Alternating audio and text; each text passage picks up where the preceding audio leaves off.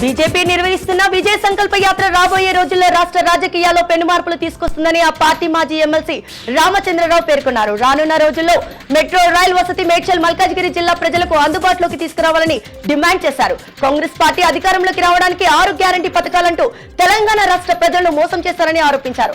కాంగ్రెస్ ప్రభుత్వం చెప్పిన 6 గ్యారంటీ పథకాలను వెంటనే అమలు చేయాలంటూ డిమాండ్ చేశారు. సికింద్రాబాద్ దివంగత ఎమ్మెల్యే లాస్య నందిత కుటుంబ సభ్యులను బీఆర్ఎస్ వర్కింగ్ ప్రెసిడెంట్ కేటీఆర్ పరామర్శించారు. ఇటీవల రహదారి ప్రమాదంలో మృతి చెందిన దివంగత ఎమ్మెల్యే లాస్య నందిత మరణించింది. చిన్న వయసులోనే లాస్య రహదారి ప్రమాదంలో ప్రాణాలు కోల్పోవడం బాధాకరమని, ఏడాది వ్యవధిలోనే సాయన్న లాస్యలు మరణించడం కంటోన్మెంట్ ప్రజానికానికి తీరని లోటన్నారు. బీఆర్ఎస్ వారి కుటుంబానికి ఎప్పటికీ అండగా ఉంటుందని అన్నారు. ప్రధానమంత్రి ఆంధ్రప్రదేశ్, తెలంగాణ రాష్ట్రాల ప్రజలకు ఇచ్చిన హామీలను అమలు చేయాలని మాజీ CBI joint director JD Lakshminarayana demand చేశారు. తెలంగాణ, ఆంధ్రప్రదేశ్ రాష్ట్రాలు విడిపోక ముందు చేసిన వాగ్దానం అమలు చేయాలని డిమాండ్ చేశారు.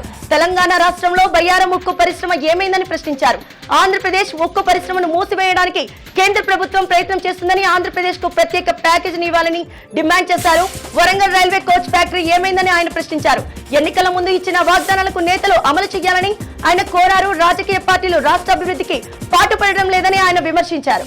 తెలంగాణ రాష్ట్రంలో అధిక జనాభా ఉన్నటువంటి మున్నూరు కాపులకి ప్రభుత్వం నుండి ఎలాంటి సాయం సహకారాలు అందడం లేదని మున్నూరు కాపు సంఘం అధ్యక్షులు కొండ దేవయ్య పటేల్ అన్నారు. 10 సంవత్సరాల నుండి మున్నూరు కాపు ఫైనాన్స్ కార్పొరేషన్ కోసం ఉద్యమం చేస్తున్న ఎలాంటి ఫలితం పొందలేదని, కాంగ్రెస్ ప్రభుత్వం వారి మేనిఫెస్టోలో మున్నూరు కాపు కార్పొరేషన్ ఏర్పాటు చేయాలని డిమాండ్ చేశారు. జేబేరీ కన్స్ట్రక్షన్ వద్ద దళిత కుటుంబాలు నిరసన దిగాయి. దళితుల భూమిని అప్పనంగా కాజేసి బెదిరింపులకు పాల్పడుతున్నారంటూ ఆవేదన వ్యక్తం చేశారు. నిర్మాణాలు పనులు బాధితులు అడ్డుకున్నారు. దళితుల భూమిని కబ్జా చేసిన వారిపై కేసులు నమోదు చేయాలని కోరారు.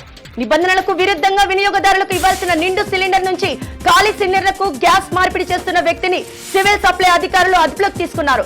నాచారంలోని రవిప్రకాష్ గ్యాస్ ఏజెన్సీకి చెందిన గ్యాస్ సిలిండర్లను సప్లై చేసే వ్యక్తులకు నాచారంలో నిర్మానుష్య ప్రాంతంలో గ్యాస్ ను మార్పిడి చేస్తుండగా స్థానికులు సివిల్ సప్లై అధికారులకు సమాచారం అందించడంతో అధికారులు వ్యక్తిని సిలిండర్ తో సహా అదుపులోకి నాచారం పోలీసులకు స్వాధీనం చేసినట్లు ఏఎస్ఓ బాలరాజ్ తెలిపారు. కాచిగూడ పోలీస్ స్టేషన్ పరిధిలోని నిత్యావసర సరుకులను డూప్లికేట్ నకిలీ ప్రొడక్ట్స్ ద్వారా చేస్తున్న ముఠాను టాస్క్ ఫోర్స్ పోలీసులు అరెస్ట్ చేశారు. ప్రజలను మోసం చేస్తూ నకిలీ నిత్యావసర సరుకులను తయారు చేస్తున్న 4 ముఠా సభ్యులను పట్టుకున్నారు. నకిలీ నిత్యావసర సరుకులు తయారు చేస్తున్న మహేందర్ సింగ్ తో పాటు పార్ట్నర్స్ మిథిలేష్ కుమార్ ను, శ్రీఎం కుమార్ లను అరెస్ట్ చేయగా శ్యామ్ బాటి, కమల్ బాటి, జైరామ్ లను పరారీలో ఉన్నారు.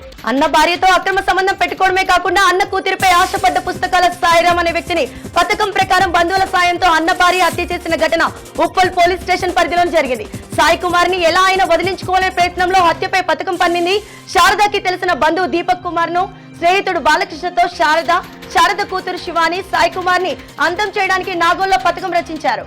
గచ్చిబౌలి స్టేడియంలో పీకేఎల్ 10వ ప్రో కబడ్డీ లీగ్ మ్యాచ్ నిర్వహణకు అంతా సిద్ధమైంది.